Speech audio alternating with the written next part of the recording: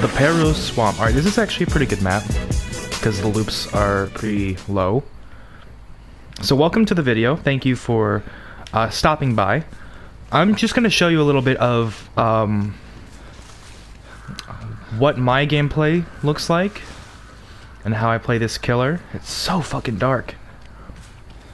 So there's some times where I'm gonna like be focused, and during those times I'm gonna just shut up.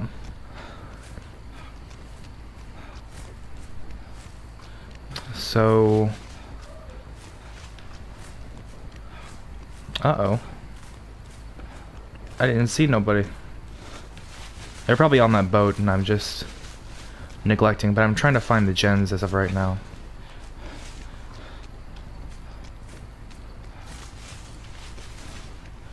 Weird. Oh. Oh, I thought someone was on that. I cannot tell. It's so foggy. Oh, there's people up there. So Surge will actually help us to pressure that gen, so we don't actually have to go up there and kick it.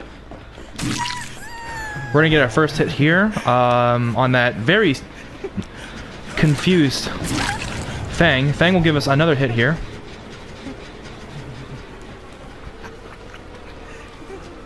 We can actually use our knives here to down her. And what I like to do with my knives here is I like to throw them in spurts of 3. Oh, see, like, okay, over this loop right here. Perfect example. Since the loop is so low, she has to either A, duck and allow me to catch up to her, or B, just tough it out. Sweet, see, that's why I run Surge in this killer. You just go right on to picking up and hooking. So what's it saying? Oh, Nurses is coming clutch there, telling me that they're doing shit. We're gonna hook this, and then we're going to use our knives to apply pressure. Oh, there's a tree there.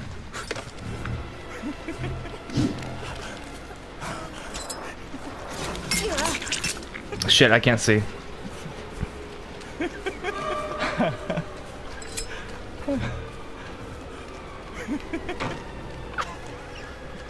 Okay, so the fangs are obviously not that good. Otherwise, she wouldn't have fallen for that. There we go. Surge tells us that no gens nearby are being worked on, so we can continue to move on. This killer, you are going to find that it is much easier to just chase down a survivor rather than use your power. Especially if they're injured. Sorry about that. If they're injured, just go for an M1. Oh, got stuck. Great. You love to see it.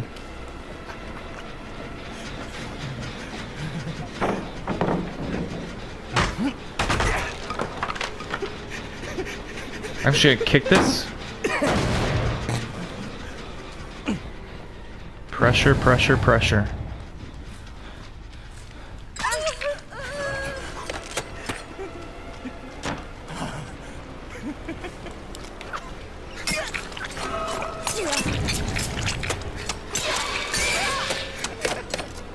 So the thing about using my power there, right, is that now I've got distance on her. If I were to hit her with an M1, I would have slowed down.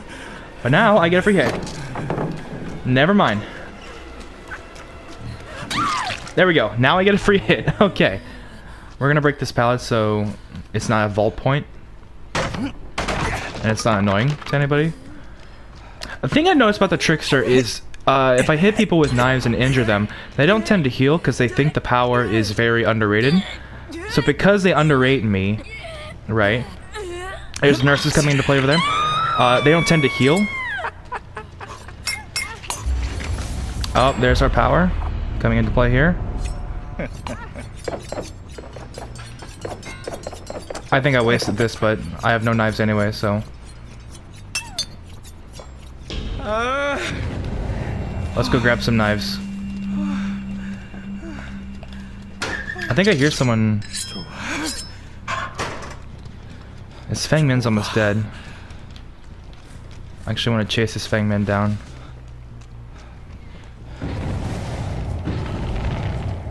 wherever she may be. They're trying to grab my attention. I'm not gonna give a shit.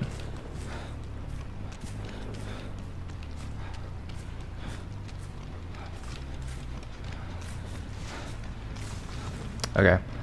Healing here.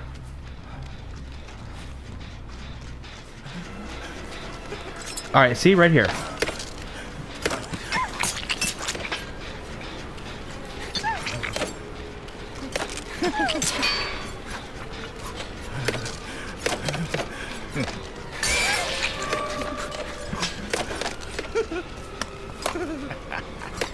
We're gonna leave that thing, man. See, she's gonna have to make a choice. She's either gonna have to duck and allow me to catch up, like that, or she's gonna have to get injured here.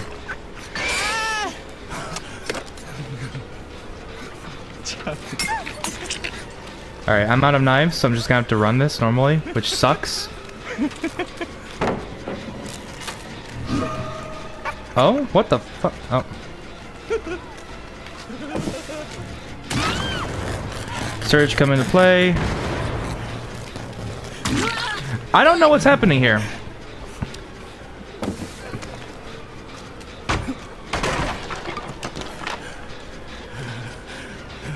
I don't know why they tried to run all four of them on the same loop, but I guess that works to our advantage. All right. Actually, I just want to get the hook here, because yeah.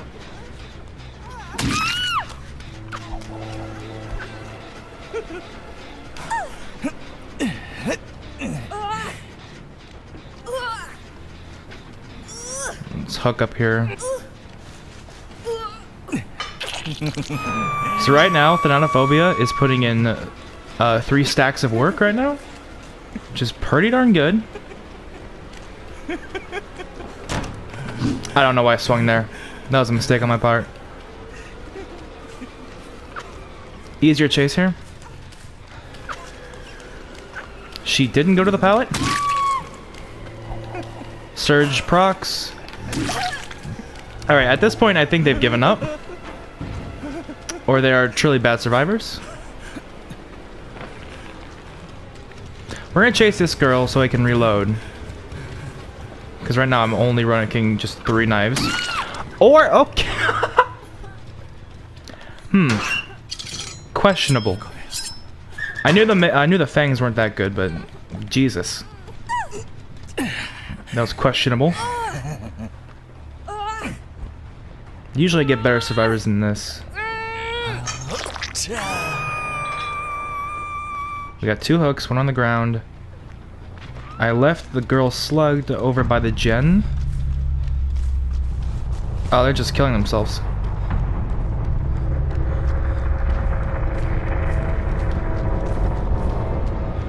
If they're healing her, nurses will tell me where.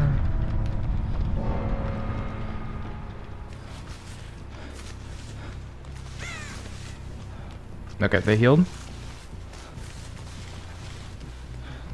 Now I'm afraid it's just going to be a game of hide and seek, which is not going to be very fun. If that's the case, I'll cut the video up. Oh, up, there we go, there we go.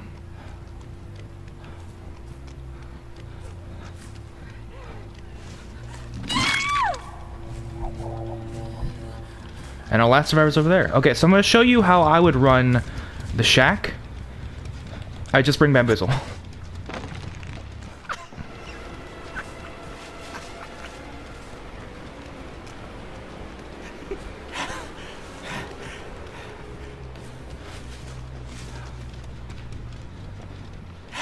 Okay.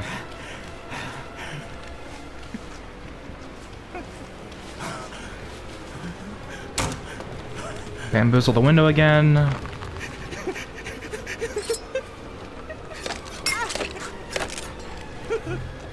I guess I can explain something right now while we're chasing.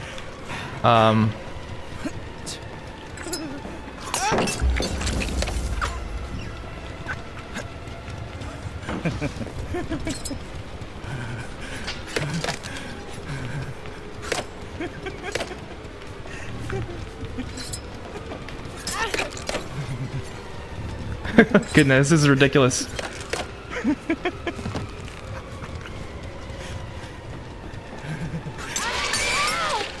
There we go. There's an injure. Basically, you use this killer to sort of like trap the survivors in a loop, turning loops into basically a death zone. Like there, if she were to vault the pallet, if she were to run in the open, I would have hit her with my knives. Any other killer, I would vault the window, she would vault the pallet, I'd have to kick the pallet, and then I would lose my pressure. With Huntress, you can kind of do that, and with Deathslinger, depends on the loop and where you are. This last survivor is going to be a nuisance to find. But that's like the thing with Trickster, is it turns like loops that usually are safe into death zones. So with a loop like this, you really just want to run it like an M1 killer. So right, they vault that, you would run like this. They vault that, you know. Using Bamboozle or the crowd control perk, it's a lot better because you could just, you know, vault that fast. And now they basically have this small loop here. In that case, what you would do is you would run it, and if you're close enough for a hit, you'd hit, and if they're about to hit the pallet, you just give them a couple knives.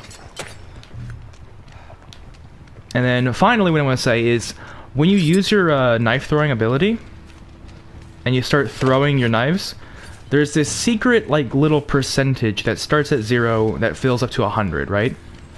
And it starts to fill gradually as you start throwing knives, and then as soon as you stop, it starts to like go down. The higher that percentage goes, it actually affects 3 different things about this killer. So basically, the more you throw, the slower you move, and the more recoil you have, and the more like, oh hell, hello. The slower you move, the more recoil and all that you have, and the faster you throw knives. So what I tend to do is I tend to throw them in spurts of 3, so and then reset my reticule. So it's like, if I wanted to hit the shack window, right? Be like 1, 2, 3, 1, 2, 3, 1, 2, 3, 1, 2, 3, 1, 2, 3.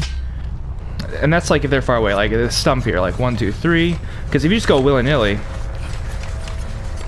yeah, you're just gonna run out of knives and you're just not gonna have a good time.